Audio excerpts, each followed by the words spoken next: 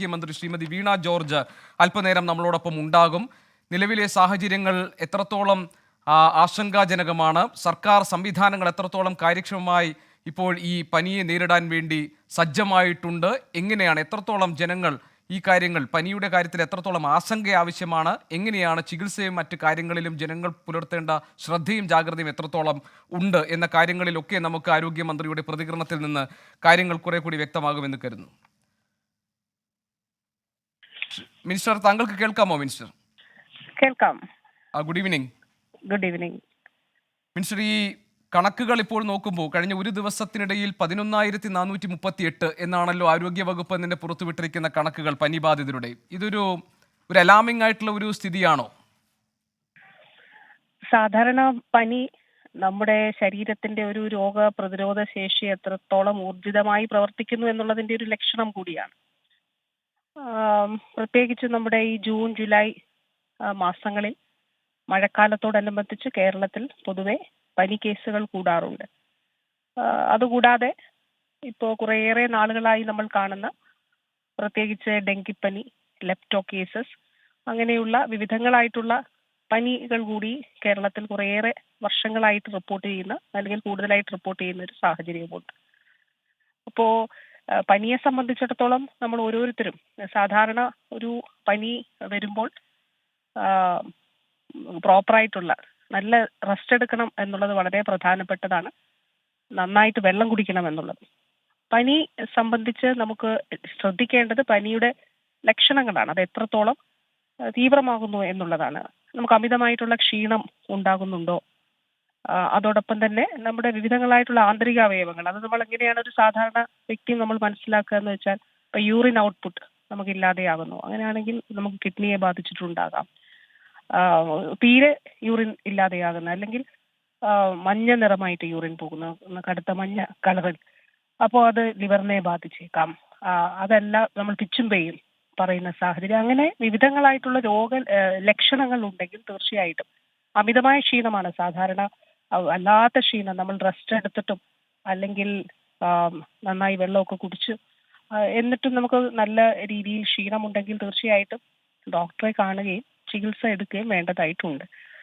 അപ്പോൾ സംസ്ഥാനത്തെ പൊതു സാഹചര്യം നമ്മൾ പരിശോധിക്കുമ്പോൾ ഒരു ആരോഗ്യ ജാഗ്രതയുടെ ഭാഗമായി ഈ വർഷം തുടങ്ങുന്നതിന് മുൻപ് തന്നെ ഇതിന്റെ ഒരു കുറേയേറെ പ്രവർത്തനങ്ങൾ ആരംഭിച്ചിരുന്നു. പ്രത്യേകിച്ച് ഗോപി പറഞ്ഞതുപോലെ പലതരത്തിലുള്ള പനികളാണല്ലോ ഡിറ്റക്ട് ചെയ്യപ്പെടുന്നത്. അപ്പോൾ കേരളത്തിന്റെ ഒരു ആരോഗ്യ സംവിധാനത്തിന്റെ പൊതുജനാരോഗ്യ സംവിധാനം എന്ന് പറയുമ്പോൾ അത് സർക്കാർ സംവിധാനങ്ങളും സ്വകാര്യ സംവിധാനങ്ങളും ഏറ്റവും പ്രധാനപ്പെട്ടത് പൊതുജനങ്ങൾ ചേർന്നതാണ്. ഇപ്പം നമ്മളുടെ ഒരു ഹെൽത്ത് സീക്കിംഗ് ബിഹേവിയർ വളരെ കൂടുതലാണ്. അതോടൊപ്പം തന്നെ അത് വളരെ നല്ലൊരു കാര്യമാണ്. നമ്മളത് പല കേസുകൾ നമ്മൾ ഡിറ്റക്ട് ചെയ്യുന്നു എന്നുള്ളത് വളരെ പ്രധാനമാണ്. ഇപ്പോൾ പ്രത്യേകിച്ച് നമ്മൾ നോക്കുമ്പോൾ ഇപ്പം നിപ്പയ്ക്ക് ശേഷം കേരളത്തിൽ എല്ലാ മസ്തിഷ്ക ജ്വരങ്ങളും എൻകഫലൈറ്റിസ് കേസസ് ഒക്കെ തന്നെ ഡോക്ടേഴ്സ് അത് എന്താണ് അതിന്റെ കോസ് എന്ന് കണ്ടുപിടിക്കാൻ വേണ്ടിയിട്ട് ഇപ്പോൾ വൈറൽ പാനൽ എല്ലാം ടെസ്റ്റ് ചെയ്യും. വൈറൽ പാനൽ ടെസ്റ്റ് ചെയ്ത് നെഗറ്റീവ് ആണെങ്കിൽ പിന്നെ അടുത്തത് എന്തുകൊണ്ടാണെന്നുള്ളത് കാരണം കൂടി കണ്ടുപിടിക്കുന്നുണ്ട്. അപ്പൊ തീർച്ചയായിട്ടും നമ്മുടെ ഒരു ആരോഗ്യ സംവിധാനം നല്ല നിലയിൽ ഈ കേസുകൾ എന്തുകൊണ്ട് എന്നുള്ളത് കണ്ടുപിടിക്കുന്നു എന്നുള്ളത് ഒരു കാര്യം. അതോടൊപ്പം ആളുകൾ, നമ്മുടെ പൊതുജനം നല്ല നിലയിലേക്ക് ആ രീതിയിൽ പനി വരുമ്പോൾ അതിനോട് ഇത് എന്തുകൊണ്ട് എന്നുള്ളത് കണ്ടുപിടിക്കുന്ന ഒരു സാഹചര്യം അവരും അതിൽ വലിയൊരു പ്രധാനപ്പെട്ട ഘടകമാണ്. ഇപ്പൊ നിലവിലെ സ്ഥിതിയിൽ ആശുപത്രികളെ സംബന്ധിച്ചിടത്തോളം ആരോഗ്യവകുപ്പ് ശ്രദ്ധിക്കുന്നത് നമ്മുടെ വെന്റിലേറ്റർ ഒക്കുപ്പൻസി, ICU ഒക്കുപ്പൻസി അല്ലെങ്കിൽ ഹോസ്പിറ്റലിന്റെ പൊതു ബെഡ് ഒക്കുപ്പൻസി കൂടുന്നുണ്ടോ എന്നുള്ളതാണ്. പക്ഷെ ആ നിലയിൽ ഒരു സാധാരണ നിലയിലല്ലാത്ത ഒരു വർധനവ് ഇല്ല. ICU IP അഡ്മിഷനിലില്ല മെഡിക്കൽ കോളേജിലും അതുപോലെ അല്ലെങ്കിൽ ജനറൽ ജില്ലാ ആശുപത്രി. പക്ഷെ OPയിൽ നല്ല തിരക്കുണ്ട്. അത് കാരണം നമ്മളുടെ പനി വരുമ്പോൾ തീർച്ചയായിട്ടും നമ്മൾ ഡോക്ടറെ കാണുന്നത് കൊണ്ടാണ്. ഡോക്ടറെ കാണണം, നിർദ്ദേശിക്കുന്ന അനുസരിച്ചുള്ള പരിശോധന. മിനിസ്റ്റർ, അത് ഇപ്പോൾ ഞാൻ തന്നെ ഈ കഴിഞ്ഞ 4-5 ദിവസമായി ഒരു വൈറൽ ഫീവർ കഴിഞ്ഞ് തിരിച്ചത് ഓഫീസിൽ നിന്ന് ജോയിൻ ചെയ്തതേ ഉള്ളൂ. ഇപ്പോൾ പലയിടങ്ങളിലും ഇങ്ങനെ ഈ പകർച്ചപ്പനി വളരെ വ്യാപകമായി ഉണ്ട്. അതിലെല്ലാം ആളുകൾ പൊതുവായി പറയുന്നത് ഇപ്പോൾ താങ്കൾ പറഞ്ഞതുപോലെ തന്നെ കടുത്ത ക്ഷീണമാണ്. ഇപ്പോൾ സാധാരണ നിലയിൽ ഇപ്പോൾ 1-2 അനുഭവങ്ങൾ പറയും. ഇപ്പോൾ എൻ്റെ ചില സുഹൃത്തുക്കൾക്ക് ഇതുപോലെ പനി വന്നപ്പോൾ 2 പേർക്ക് 2 തരം അനുഭവമുണ്ട്. ഇപ്പോൾ സർക്കാർ ആശുപത്രിയിൽ പോയപ്പോൾ ആദ്യം പറഞ്ഞത് ഈ ഡെങ്കു പോലെയുള്ള പരിശോധനകൾ ഇപ്പോൾ ചെയ്യേണ്ടതില്ല, ആദ്യം ഈ പനി 1-2 ദിവസം കഴിഞ്ഞ ശേഷം പിന്നീട് ആവശ്യമെങ്കിൽ ഡെങ്കു പോലെയുള്ള പരിശോധനകളിലേക്ക് കടന്നാൽ മതിയെന്നാണ്. പക്ഷെ മറ്റൊരാൾക്കൊരു സ്വകാര്യ ആശുപത്രിയിലുണ്ടായ അനുഭവം വേറൊന്നാണ്. കാരണം കടുത്ത പനിയുമായി ചെല്ലുന്ന അപ്പോൾ തന്നെ ഡെങ്കു ടെസ്റ്റ് ചെയ്യാം എന്ന് തീരുമാനിക്കുകയും അങ്ങനെ പരിശോധനയിലേക്ക് കടക്കുകയും ചെയ്യുന്നു. അപ്പോൾ ഇതിന് ഇത്തരം പരിശോധന, ഈ ഡയഗ്നോസിസ് എങ്ങനെ വേണം എന്ന കാര്യത്തിൽ ഒരു പ്രോട്ടോകോൾ ഉണ്ടോ? അതായത് പനി കഴിഞ്ഞ് വന്ന് ഇത്ര നാൾ കഴിഞ്ഞ് ഡെങ്കു പരിശോധിക്കുക, അല്ലെങ്കിൽ മറ്റെന്തെങ്കിലും സാഹചര്യമുണ്ടോ എന്ന് പരിശോധിക്കുക, അങ്ങനെയാണോ ഈ പരിശോധനയുടെ രീതികൾ? തീർച്ചയായിട്ടും പ്രോട്ടോകോൾ ഉണ്ട്. അപ്പോൾ ഓരോ വ്യക്തിയിലും പനി വ്യത്യസ്ത രീതിയിലായിരിക്കും. അതായത് ലക്ഷണങ്ങൾ അനുസരിച്ചാണ് ഡോക്ടേഴ്സ് ആ പനി എങ്ങനെ വേണം, പരിശോധന എങ്ങനെയെന്നുള്ളത് തീരുമാനിക്കുക. ഇത് സംബന്ധിച്ച് ഡെങ്കു സംബന്ധിച്ചും ലെപ്റ്റോ സംബന്ധിച്ചും പ്രോട്ടോകോൾ ഉണ്ട്. ഇപ്പൊ നമ്മൾ ലെപ്റ്റോ കേസസിലൊക്കെ കണ്ടത് നേരത്തെ ഒരു കുറച്ച് ദിവസം 7 ദിവസത്തിനപ്പുറത്തേക്ക് അല്ലെങ്കിൽ കുറച്ചേറെ ദിവസം കൊണ്ട് തീവ്രമാവുന്നതാണെങ്കിൽ, ഈ സമീപകാലത്ത് ലെപ്റ്റോ അഥവാ എലിപ്പനിയുമായി ബന്ധപ്പെട്ട് നമ്മൾ കണ്ടത് പെട്ടെന്ന് തന്നെ സിവിയർ ആകുന്ന ഒരു സാഹചര്യം, ഒരു 4 ദിവസത്തിനുള്ളിലൊക്കെ സിവിയർ ആകുന്ന ഒരു സാഹചര്യം കണ്ടിരുന്നു. അപ്പൊ നമുക്ക് ഒരു പ്രോട്ടോകോൾ ഉണ്ട്.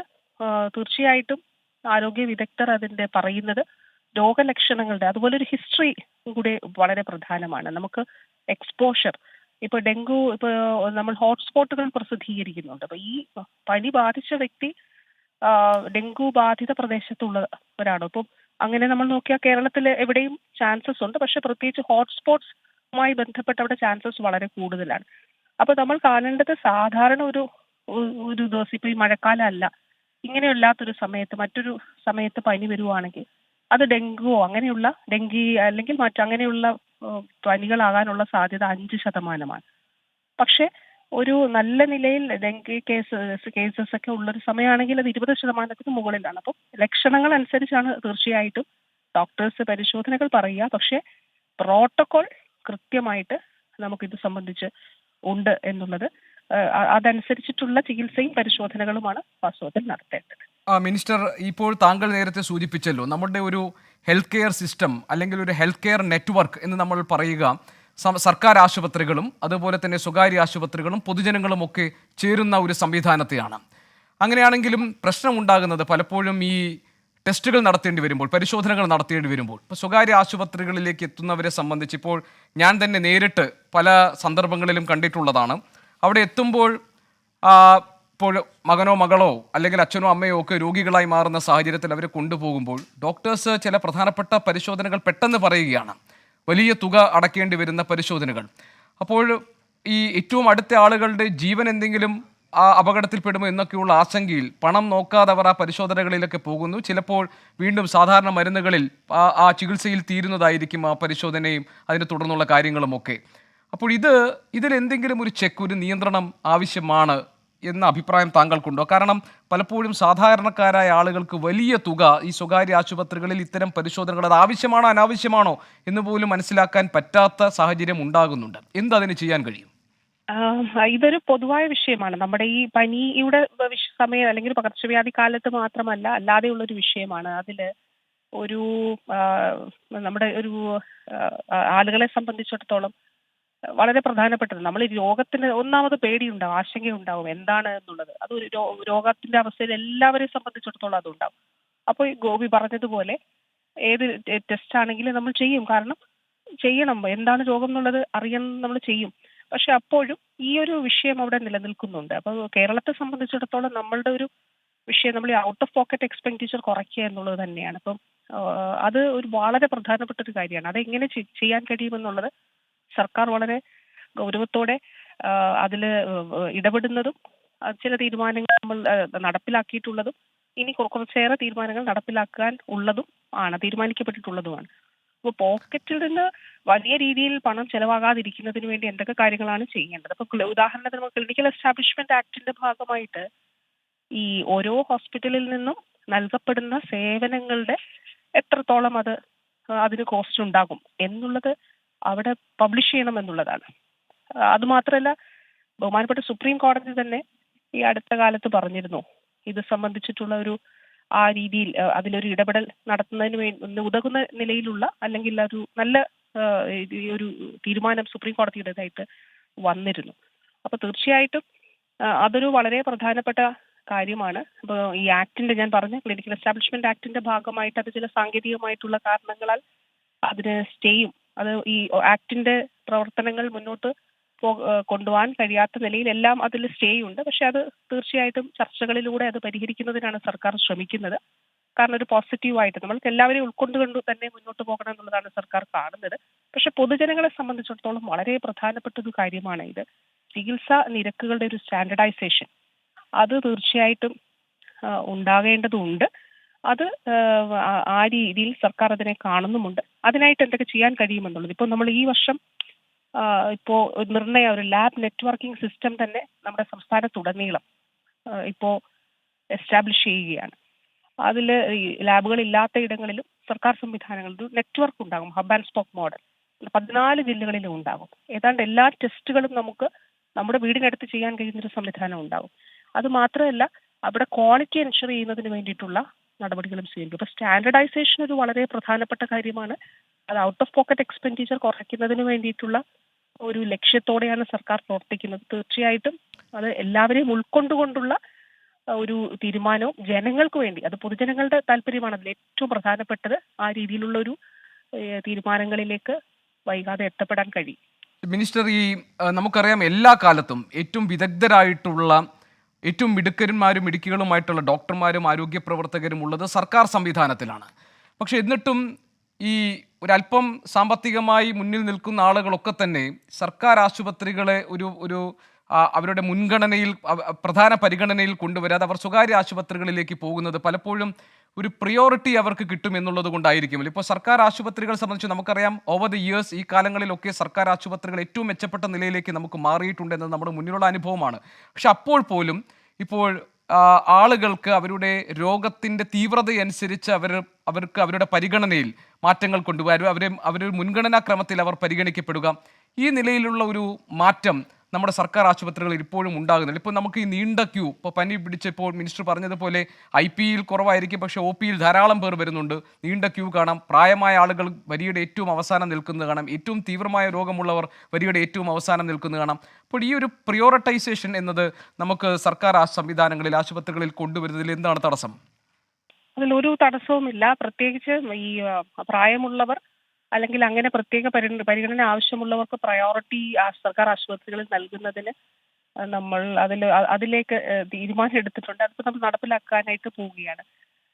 അതോടൊപ്പം തന്നെ വളരെ പ്രധാനപ്പെട്ടത് ഈ രോഗത്തിന്റെ തീവ്രത അനുസരിച്ചിട്ടുള്ള മുൻഗണന. തീർച്ചയായിട്ടും അതിൽ ഇപ്പൊ സർജറിയുടെയൊക്കെ കാര്യങ്ങളിലാണ് ഇലക്ടീവ് കേസസ് ഉണ്ട്. അതല്ലാതെ പെട്ടെന്ന് നമുക്ക് ചെയ്യേണ്ടതായിട്ടുള്ള കേസസ് ഉണ്ട്. സ്വാഭാവികമായിട്ടും ഇതിനൊക്കെ അതിനനുസരിച്ചിട്ടുള്ള സൗകര്യങ്ങൾ കൂടി, അതായത് സർജറി, നമ്മുടെ OTT ടേബിൾ അതിനനുസരിച്ച് വേണ്ടതായിട്ടുണ്ട്. അല്ലെങ്കിൽ ഡോക്ടേഴ്സിന്റെ എണ്ണം അതിനനുസരിച്ച് വേണ്ടതായിട്ടുണ്ട്. ഇപ്പൊ അടുത്ത കാലത്ത് നമ്മൾ ഒരു മെഡിക്കൽ വിദ്യാഭ്യാസത്തിന്റെ ചരിത്രത്തിൽ ആദ്യമേ 270 ഡോക്ടേഴ്സിന്റെ ഇതുവരെ ഒറ്റയടിക്ക് അത്രയും തസ്തികകൾ സൃഷ്ടിക്കപ്പെട്ടിട്ടില്ല.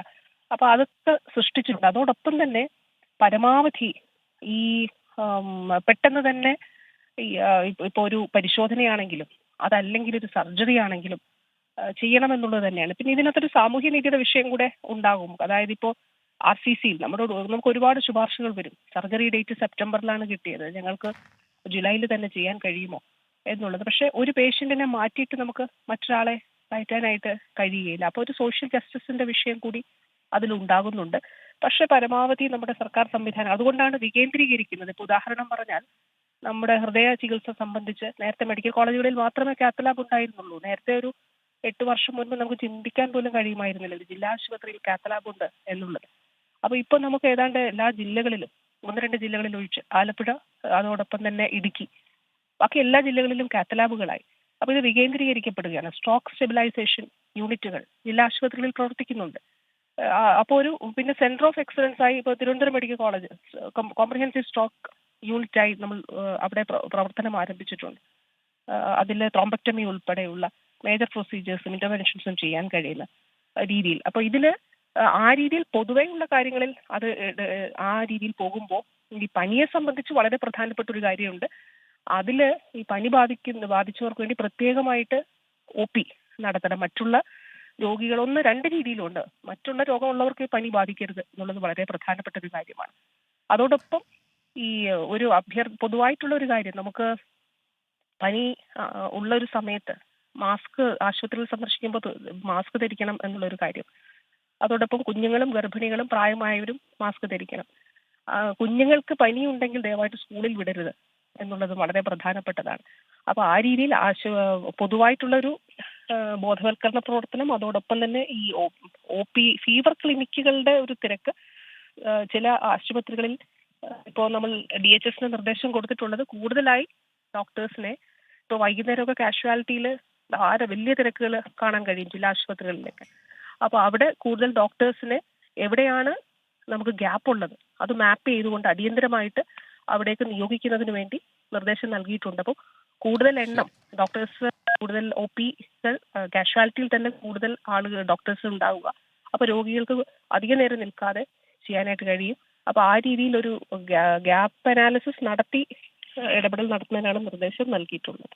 മിനിസ്റ്റർ, ഈ ആരോഗ്യ രക്ഷാ സംവിധാനങ്ങൾ കൂടുതൽ കാര്യക്ഷമമാവുക ഈ ഇത്തരം കേസുകൾ ഓരോ തവണയും അത് കുറഞ്ഞു വരുമ്പോഴാണ്. ഇപ്പോൾ നമുക്ക് 5 ദിവസത്തിനിടെ 493 ഡെങ്കി കേസുകൾ റിപ്പോർട്ട് ചെയ്യപ്പെട്ടിട്ടുണ്ട്.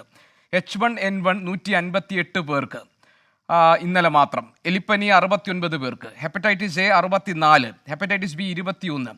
അപ്പോൾ എന്തുകൊണ്ടാണ് ഇത്തരം കേസുകൾ, ഇപ്പോൾ ഡെങ്കി വരുന്നത് നമുക്കറിയാം കൊതുക് പരത്തിയിട്ടാണ്. അപ്പോൾ ഇതിന് ചില സാമൂഹിക സാഹചര്യങ്ങൾ കൂടിയുണ്ടല്ലോ, കാരണങ്ങൾ, ഇപ്പോൾ ശുചിത്വവുമായി ബന്ധപ്പെട്ട പ്രശ്നങ്ങളൊക്കെ ഉണ്ടല്ലോ. എന്തുകൊണ്ടാണ് ഇതിന് ശാശ്വതമായ ഒരു പരിഹാരം നമുക്ക് കണ്ടെത്താൻ പറ്റാത്തത്? ഇതിന്റെ കാരണങ്ങൾ എന്താണെന്നതിലേക്ക് ആരോഗ്യവകുപ്പ് പരിശോധന നടത്തിയിട്ടുണ്ടോ? ഈ ഡെങ്കിയെ സംബന്ധിച്ചിടത്തോളം നമുക്ക് എല്ലാവർക്കും അറിയുന്നത് പോലെ കൊതുകുജന്യ രോഗമാണ്. അപ്പോൾ ലോകാരോഗ്യ സംഘടന WHO പറഞ്ഞിരിക്കും നമ്മുടെ ഈ ട്രോപ്പിക്കൽ ക്ലൈമറ്റ്, ഈ കേരളം ഉൾപ്പെടെ അല്ലെങ്കിൽ സൗത്ത് ഈസ്റ്റ് ഏഷ്യ ഡെങ്കി വരാൻ സാധ്യതയുള്ള മേഖലകളായിട്ടാണ് അടയാളപ്പെടുത്തിയിട്ടുള്ളത്. ഉഷ്ണമേഖലകളായതുകൊണ്ട് അല്ലേ? അതെ അതെ. അപ്പം ഇതിനു മുൻപ് കേരളത്തിൽ വലിയ ഔട്ട്ബ്രേക്കുകൾ ഉണ്ടായിട്ടുള്ള വർഷം 2013 2017 അപ്പൊ ആ വർഷങ്ങളിൽ ഇതിനൊരു ചാക്രിക വർധനവ് ആണ്, ഒരു സൈക്ലിക് ആയിട്ടുള്ള ഇൻക്രീസ് ആണ് ഡെങ്കിയിൽ സാധാരണ കാണുന്നത്. അപ്പൊ നമ്മൾ സ്വാഭാവികമായിട്ട് 2021 പ്രതീക്ഷിച്ചു. പക്ഷെ കോവിഡിന്റെ ഒരു കാലഘട്ടത്തിൽ ആ രീതിയിലുള്ളൊരു വർധനവ് അന്ന് ഉണ്ടായില്ല. പക്ഷെ പിന്നീട് അത് ഇങ്ങോട്ട് എക്സ്റ്റെൻഡ് ചെയ്യപ്പെട്ടു. 2013-ലും 2017-ലും ഒക്കെ വർധനവ് ഉണ്ടായിട്ടുള്ള ശ്രീലങ്ക ഉൾപ്പെടെയുള്ള രാജ്യങ്ങളിൽ നമ്മൾ പരിശോധിച്ച വലിയ ഔട്ട്ബ്രേക്കുകളാണ് ഈ ഘട്ടത്തിൽ ഉണ്ടായിട്ടുള്ളത്. അതായത് സർവൈലൻസ് വളരെ ശക്തമായിട്ടുള്ള, പൊതുജനാരോഗ്യ സംവിധാനം നല്ല ശക്തമായിട്ടുള്ള സ്ഥലങ്ങളിലെല്ലാം തന്നെ വലിയ കേസുകൾ റിപ്പോർട്ട് ചെയ്യപ്പെട്ടിട്ടുണ്ട്. ഇപ്പൊ കേരളത്തിലെ ഒരു പൊതുസ്ഥിതി നമ്മൾ പരിശോധിച്ചാൽ നമുക്ക് കഴിഞ്ഞ ഒരു 2023-ന്റെ ഒരു അവസാന മാസങ്ങൾ തുടങ്ങി നമുക്കത് 0-യിലേക്ക് പോയിട്ടില്ല. ആ ഗ്രാഫ് ഇങ്ങനെ, പക്ഷെ അതൊരു കുറച്ച് മാസങ്ങൾ കൊണ്ടാണ് നമുക്ക് ഈ രോഗികൾ ഉണ്ടാകുന്നത്, കേസുകൾ റിപ്പോർട്ട് ചെയ്യപ്പെടുന്നത്. അപ്പോൾ ഒരു രീതിയിൽ നോക്കിയാൽ ഒരു ഫ്ലാറ്റനിങ് ഓഫ് കർവ് ഒരു പകർച്ചവ്യാധിയെ സംബന്ധിച്ചിടത്തോളം അത് ഉണ്ടാകുന്നുണ്ട് എന്നുള്ളത്. ഒരു ഒറ്റയടിക്ക് നമുക്ക് ഒരുപാട് കേസസ് വന്നിട്ട് അത് നമ്മുടെ സിസ്റ്റത്തെ വലിയ രീതിയിൽ ബാധിക്കും. പ്രൈവറ്റ് ഹോസ്പിറ്റലിലും സർക്കാർ ഹോസ്പിറ്റൽസിലും എല്ലാം വെന്റിലേറ്ററും ICU, കാരണം പ്ലേറ്റ്ലെറ്റ് കൊടുക്കുന്ന ഫ്ലൂയിഡ് മാനേജ്മെന്റ്, ഇതൊക്കെ വളരെ പ്രധാനപ്പെട്ടതാണ്. അപ്പൊ ആ രീതിയിലേക്ക് വരുമ്പോൾ സിസ്റ്റം ഭയങ്കര സ്ട്രെസ്ഡ് ആവും. അപ്പൊ ഇതില്ലാതെ ഒരു ഏതാണ്ട് ഒരു നിയന്ത്രണത്തോടുകൂടി കേസുകൾ പോകുന്നു എന്നുള്ളൊരു സാഹചര്യം നമുക്കുണ്ട്. പക്ഷെ വളരെ പ്രധാനപ്പെട്ടത് ഇത് ഉണ്ടാകാതിരിക്കുക എന്നുള്ളതാണ്. എങ്ങനെയാണ് ഉണ്ടാകാതിരിക്കുന്നത്? നമ്മൾ കൊതുകുകൾ ഉണ്ടാകുന്ന സാഹചര്യം ഒഴിവാക്കുക എന്നുള്ളതാണ്. അതിൽ പരിസര ശുചിത്വം, അതുപോലെ മാലിന്യ സംസ്കരണം, ഇത് വളരെ പ്രധാനപ്പെട്ടതാണ്. നമ്മുടെ വീടിന്റെ പരിസരം, അതുപോലെ നമ്മുടെ ചുറ്റുപാടുകൾ, നമ്മുടെ പൊതു ഇടങ്ങൾ വൃത്തിയായി സൂക്ഷിക്കുക എന്നുള്ളത് വളരെ വളരെ വളരെ പ്രധാനപ്പെട്ട കാര്യമാണ്. ഈ കൊതുകുജന്യ വെസ്റ്റ് നൈൽ നേരത്തെയും കേസസ് റിപ്പോർട്ട് ചെയ്യപ്പെട്ടിട്ടുണ്ട് കേരളത്തിൽ. അപ്പൊ ഇതുപോലെയുള്ള സിക്ക 2022-ലാണ് ആദ്യമായിട്ട് കേരളത്തിൽ റിപ്പോർട്ട് ചെയ്യുന്നത്. അല്ല മിനിസ്റ്റർ, അതിനിടയിൽ ഒരു കാര്യം കൂടി ഞാൻ ചോദിച്ചോട്ടെ. അതായത് ഏറ്റവും അധികം രോഗികളുള്ളത് മലപ്പുറത്താണ് എന്നാണ് കണക്കുകൾ കാണിക്കുന്നത്. അതിനെന്തെങ്കിലും പ്രത്യേകിച്ച് കാരണമുണ്ടോ? അല്ല, അവിടെ സ്വാഭാവികമായിട്ടും പോപ്പുലേഷൻ കൂടുതലാണ്. അപ്പോൾ സ്വാഭാവികമായിട്ടും ആനുപാതികമായിട്ടുള്ള വർധനവ് പേഷ്യൻസിന്റെ എണ്ണത്തിലും ഉണ്ട്. അപ്പോൾ ഈ കൊതുകുകളെ തുരത്തുക എന്നുള്ളത് വളരെ പ്രധാനപ്പെട്ടതാണ്. സോ ഉറവിട നശീകരണം വളരെ പ്രധാനപ്പെട്ട കാര്യമാണ്. അപ്പൊ ഇത് നമ്മുടെ ഒരു പ്രത്യേക, ഇപ്പോൾ നമ്മൾ ഡ്രൈ ഡേ ആചരിക്കും, ഫ്രൈഡേ സ്കൂളുകൾ, ശനിയാഴ്ച ഓഫീസുകൾ, ഞായറാഴ്ച വീടുകൾ. പക്ഷെ ഇത് നമ്മുടെ ഒരു ജീവിതത്തിന്റെ ഒരു തുടർച്ചയുടെ ഭാഗമാകണം എന്നുള്ളത് വളരെ പ്രധാനപ്പെട്ട ഒരു കാര്യമാണ്. ഇപ്പൊ നമ്മൾ പോകുമ്പോൾ അല്ലെങ്കിൽ നമ്മുടെ വീടിന്റെ മുറ്റത്ത് ഒരു ചിരട്ടയിൽ, അല്ലെങ്കിൽ ഒരു വീടിനകത്ത് ഫ്ലാറ്റുകളിലാണെങ്കിൽ ചെടിച്ചട്ടികളുടെ അടിയിലുള്ള ട്രേ, അതിലാണ് കൊതുകുകൾ വളരുന്നത്, ഫ്രിഡ്ജിനടിയിലുള്ള ട്രേ. അപ്പോൾ അത് കൃത്യമായ ഇടവേളകളിൽ ആ വെള്ളം മാറ്റുന്നു എന്നുള്ളത് ഉറപ്പാക്കുക. അപ്പൊ നമുക്ക് തന്നെ ചെയ്യാൻ കഴിയുന്ന ഒരുപാട് കാര്യങ്ങളുണ്ട് കൊതുകുകളെ തുരത്തുന്നതിന് വേണ്ടി, കൊതുകുകളെ ഒഴിവാക്കുന്നതിന് വേണ്ടി. അതാണ് ഏറ്റവും പ്രധാനപ്പെട്ട കാര്യം, ഈ ഡെങ്കിപ്പനി പ്രതിരോധിക്കുന്നതിന് വേണ്ടിയുള്ള ഏറ്റവും പ്രധാനപ്പെട്ട കാര്യം. മിനിസ്റ്റർ നേരത്തെ പറഞ്ഞതായി കണ്ടത് ഈ സ്വയം ചികിത്സ പരമാവധി ആളുകൾ ഒഴിവാക്കണം എന്നുള്ളതാണ്. ഇപ്പോൾ കേരളത്തെ സംബന്ധിച്ച് ഇപ്പോൾ മിനിസ്റ്റർക്ക് അറിയാം, നമ്മുടെ എല്ലാം കുട്ടിക്കാലത്ത് ഈ ഒരു സീസണിൽ പനി ഉണ്ടാവുക സ്വാഭാവികമായിരുന്നു. പനി വരുന്നു, എന്തെങ്കിലും ചെറിയ നാട്ടുവൈദ്യമൊക്കെ ചെയ്ത് നമ്മൾ ആ പനി മാറുന്നു, 1-2 ദിവസം സ്കൂളിൽ പോകാതെ ലീവ് എടുക്കുന്നു, പിന്നീട് പനി ശരിയാകുന്നു. ഇങ്ങനെയൊക്കെയാണ് സാധാരണ സംഭവിച്ചുകൊണ്ടിരുന്നത്. പക്ഷേ ഇപ്പോൾ അങ്ങനെയല്ല. ഇപ്പോൾ വൈറൽ ഫീവർ വരുന്നു, 5 ദിവസം കിടക്കുന്നു, അത് കഴിഞ്ഞ് വീണ്ടും നിലയ്ക്കാത്ത ചുമ, പിന്നെ കഫക്കെട്ട്, പിന്നെ അതിൻ്റെ ബുദ്ധിമുട്ടുകൾ തുടർന്നുകൊണ്ടേ പോകുന്നു. അപ്പോൾ ഈ ഒരു സാഹചര്യത്തിലേക്ക് ഈ കാര്യങ്ങളൊക്കെ മാറിയിട്ടുണ്ട്. അപ്പോൾ ഈ സ്വയം ചികിത്സ ഒഴിവാക്കണം എന്ന് പറഞ്ഞത്, ഇപ്പോൾ ചില ഡോക്ടേഴ്സ് പറയുന്നത് കുഴപ്പമില്ല, 4-5 ദിവസം നിങ്ങൾ ഡോളോ കഴിച്ചോ അല്ലെങ്കിൽ ഏതെങ്കിലും പാരസെറ്റമോൾ കഴിച്ച് കിടക്കൂ, അത് കഴിയുമ്പോൾ അതങ്ങ് ശരിയാകും, എന്നിട്ടില്ലെങ്കിൽ ഡോക്ടറെ കണ്ടാൽ മതി എന്നൊക്കെയാണ്. അത് ഇപ്പോൾ അഡ്വൈസബിൾ അല്ല എന്നാണോ മിനിസ്റ്റർ പറയുന്നത്? അല്ല, അങ്ങനെയല്ല. അതായത് ഞാൻ തുടക്കത്തിൽ പറഞ്ഞതുപോലെ ഈ പനി സാധാരണ വരുമ്പോൾ നമ്മൾ ഏതെങ്കിലും ഒരു ഇൻഫെക്ഷനോടുള്ള ശരീരത്തിന്റെ ഒരു റെസ്പോൺസ് കൂടിയാണ്. അങ്ങനെ കൂടി പനി ഉണ്ടാകാം. അപ്പോ സാധാരണ നിലയിൽ പനി നമുക്ക് അമിതമായി ഭയക്കേണ്ടതില്ല. പക്ഷേ പനിയുടെ ലക്ഷണങ്ങൾ നമ്മൾ കരുതലോടുകൂടി കാണണം. അതാണ് പറഞ്ഞത്. നമുക്ക് അമിതമായ ക്ഷീണം ഉണ്ടാകുന്നു, അല്ലെങ്കിൽ നമ്മൾ പിച്ചും പെയ്യും പറയുന്നു, നമുക്ക് യൂറിൻ പോകുന്നില്ല, യൂറിന്റെ നല്ല നിലയിൽ കളർ ചേഞ്ച് ഉണ്ട്. അപ്പൊ അങ്ങനെയൊക്കെയുള്ള സാഹചര്യങ്ങളിൽ ലക്ഷണങ്ങൾ അനുസരിച്ചിട്ടാണ്, ലക്ഷണങ്ങളാണ് ആ പനി ഗുരുതരമായിട്ടുള്ള പനിയാണോ എന്നുള്ളത്. അതല്ലെങ്കിൽ സാധാരണ നിലയിലുള്ള ഒരു പനിയാണെങ്കിൽ തീർച്ചയായിട്ടും ഈ ഡോക്ടേഴ്സ് ഇപ്പൊ പറഞ്ഞതുപോലെ പാരസെറ്റമോൾ കഴിച്ച് ഡോക്ടർ പറയുന്നത് പോലെ റെസ്റ്റ് എടുത്ത് ധാരാളം വെള്ളം കുടിക്കുക എന്നുള്ളതാണ്. അതാണ് ഞാൻ നേരത്തെ പറഞ്ഞത്. കുഞ്ഞുങ്ങൾക്ക് പനിയുണ്ടെങ്കിൽ നമ്മൾ സ്കൂളുകളിൽ വിടരുത്, റെസ്റ്റ് എടുക്കുക. മുതിർന്നവരാണെങ്കിലും കുട്ടികളാണെങ്കിലും പ്രോപ്പർ ആയിട്ടുള്ള റെസ്റ്റ് വളരെ വളരെ വളരെ പ്രധാനപ്പെട്ടതാണ്. എന്നാൽ ലക്ഷണങ്ങൾ ഇതുപോലെ ആണെങ്കിൽ നമുക്ക് എത്ര ശ്രമിച്ചിട്ടും ക്ഷീണം മാറുന്നില്ല, അമിതമായിട്ടുള്ള ക്ഷീണം, അപ്പൊ സ്വാഭാവികമായിട്ടും അത് നമുക്ക് ഒരു കരുതലോടെ കാണേണ്ടതാണ്. ഡോക്ടറെ കാണുകയും പരിശോധനകൾ നടത്തുകയും ചെയ്യേണ്ടതാണ്. കാരണം ഈ ഞാൻ പറഞ്ഞതുപോലെ, ഗോപിയുടെ പറഞ്ഞതുപോലെ പലതരത്തിലുള്ള പകർച്ചവ്യാധികൾ റിപ്പോർട്ട് ചെയ്യപ്പെടുന്ന ഒരു സാഹചര്യം കൂടിയുണ്ട്. അപ്പൊ തീർച്ചയായിട്ടും അതിനനുസരിച്ചിട്ടുള്ള കരുതൽ നമുക്ക് ഉണ്ടാകണം, അതിൽ യാതൊരു സംശയവുമില്ല. ഈ പകർച്ചപ്പനി കേസുകൾ ഇനിയും കൂടാനുള്ള സാധ്യതയുണ്ട് എന്നാണോ ആരോഗ്യ വകുപ്പിന്റെ ഒരു കണക്കുകൂട്ടൽ? അതിൽ നമ്മൾ കണ്ടത് ഇപ്പോൾ മെയ് മാസത്തിൽ തീവ്ര മഴ ഉണ്ടായിരുന്നല്ലോ, തിരുവനന്തപുരത്തും കൊച്ചിയിലും അങ്ങനെയൊക്കെയുള്ള സ്ഥലങ്ങളിൽ വലിയ രീതിയിൽ, തൃശ്ശൂരും ഒക്കെ തന്നെ. അപ്പൊ അന്ന് നമ്മൾ ആരോഗ്യവകുപ്പ് കണ്ടത് ലെപ്റ്റോ കേസസ്, എലിപ്പനി കേസുകൾ കൂടാനുള്ള സാധ്യതയുണ്ട് എന്നുള്ളതായിരുന്നു ജൂൺ മാസത്തിൽ 3 ആഴ്ച കഴിയുമ്പോൾ. അപ്പോൾ അതിന് കണ്ടത് അതായത് ഡോക്സിസൈക്ലിൻ പ്രതിരോധ മരുന്ന് ധാരാളമായിട്ടല്ല, ഒരു 200 mg ഒരാഴ്ച. ആ നിലയിൽ ഓരോ വ്യക്തിയും, അതായത് എക്സ്പോസ്ഡ് ആയിട്ടുള്ള വെള്ളത്തിലൂടെ, കെട്ടി നിൽക്കുന്ന വെള്ളത്തിലൂടെ ഒക്കെ നടക്കേണ്ട വന്ന ആളുകൾ ടോക്സി കഴിക്കണം എന്നുള്ളതും അതിന് ശക്തമായ ബോധവൽക്കരണ പ്രവർത്തനം നടത്തി. അപ്പൊ അതിന്റെ ഭാഗമായിട്ട് വലിയ രീതിയിലുള്ള ഔട്ട് ബ്രേക്ക് നമുക്ക് ഉണ്ടായില്ല എന്നുള്ളത്. പക്ഷേ ഈ ഡെങ്കിയെ സംബന്ധിച്ചിടത്തോളം ജൂലൈ മാസത്തിൽ ഏറ്റവും കേസസ് ഉയരാനുള്ള സാധ്യത നേരത്തെ തന്നെ ആരോഗ്യവകുപ്പ് കണ്ടിരുന്നു. അത് നേരത്തെ അത് പറയുകയും ചെയ്തിരുന്നു. നമുക്ക് ഈ ഇടവിട്ടുള്ള മഴ, ഇന്റർമിറ്റന്റ് ആയിട്ടുള്ള റെയിൻ, ഇടവിട്ടുള്ള മഴ വാസ്തവത്തിൽ ഡെങ്കി കേസുകൾ വർദ്ധിക്കുന്നതിനൊരു കാരണമാകുന്നുണ്ട്. അപ്പൊ തീർച്ചയായിട്ടും പക്ഷെ ആ രീതിയിലേക്ക് പോകാതിരിക്കുന്നതിന് വേണ്ടിയിട്ടുള്ള പ്രവർത്തനങ്ങളാണ് നടത്തുന്നത്. ഇപ്പൊ ആരോഗ്യ ജാഗ്രതയുടെ ഭാഗമായി ബഹുമാനപ്പെട്ട മുഖ്യമന്ത്രി തന്നെ മെയ് മാസത്തിൽ യോഗം ചേർന്നു. ആരോഗ്യ വകുപ്പിനെ സംബന്ധിച്ചിടത്തോളം നമ്മുടെ പ്രവർത്തനം, ഈ വർഷത്തെ പ്രവർത്തനം, ഈ കലണ്ടർ അനുസരിച്ചിട്ടുള്ളത് വാസ്തവത്തിൽ നവംബറിൽ തന്നെ ഈ തീരുമാനങ്ങളൊക്കെ കൈക്കൊള്ളുകയും കലണ്ടർ പ്രസിദ്ധീകരിക്കുകയും ജനുവരി പ്രസിദ്ധീകരിക്കുകയും വകുപ്പിൻ്റെതായിട്ടുള്ള പ്രവർത്തനങ്ങൾ നടത്തുകയും ചെയ്തിരുന്നു. അപ്പോ ഈ പകർച്ചവ്യാധികൾ, ഈ മഴയുടെ സാഹചര്യത്തിൽ തീർച്ചയായിട്ടും പനി കേസുകൾ ഉണ്ടാകും. പക്ഷെ നമ്മൾ പനി പകരാതിരിക്കുന്നതിന് വേണ്ടിയിട്ടുള്ള, അതാണ് ഏറ്റവും പ്രധാനം. ആളുകൾ, കൊച്ചു കുഞ്ഞുങ്ങൾ മുതൽ മുതിർന്നവർ വരെ വളരെ ബോധവാന്മാരും ബോധവതികളുമാണ്. ഞാൻ പലയിടത്തും പോകുമ്പോൾ മാസ്ക് ധരിച്ച് ആളുകൾ വരുന്നത് കാണുമ്പോൾ, പനി കാലമായതുകൊണ്ട് മാസ്ക് ധരിക്കുക അത് വളരെ നല്ലൊരു പ്രതിരോധ മാർഗ്ഗമാണ്. നമുക്ക് പനി പകരാതിരിക്കാനും, നമുക്ക് പനിയുണ്ടെങ്കിൽ മറ്റുള്ളവർക്ക് പകരാതിരിക്കാനും. അതുപോലെ ഹോസ്പിറ്റൽ വിസിറ്റ്സ്, അനാവശ്യമായിട്ടുള്ള ഹോസ്പിറ്റൽ വിസിറ്റ്സ് ദയവായിട്ട് നമ്മൾ ഒഴിവാക്കേണ്ടതായിട്ടുമുണ്ട്. അപ്പൊ അങ്ങനെയൊക്കെയുള്ള കാര്യങ്ങളിൽ ആളുകളുടെ ഒരു നല്ല ഇടപെടലും ഉണ്ടാകുന്നുണ്ട്. ശരി minister, thank you very much. ഇത്രയധികം സമയം കേരളത്തിൽ ഈ പനി വ്യാപനം സംബന്ധിച്ച ആശങ്കകൾ നിലനിൽക്കുമ്പോൾ ആരോഗ്യമന്ത്രി ശ്രീമതി വീണ ജോർജ് ഈ കാര്യങ്ങൾ പറയാൻ വേണ്ടി എത്തിയതിന് വളരെയധികം നന്ദി. Thank you very much. Thank you.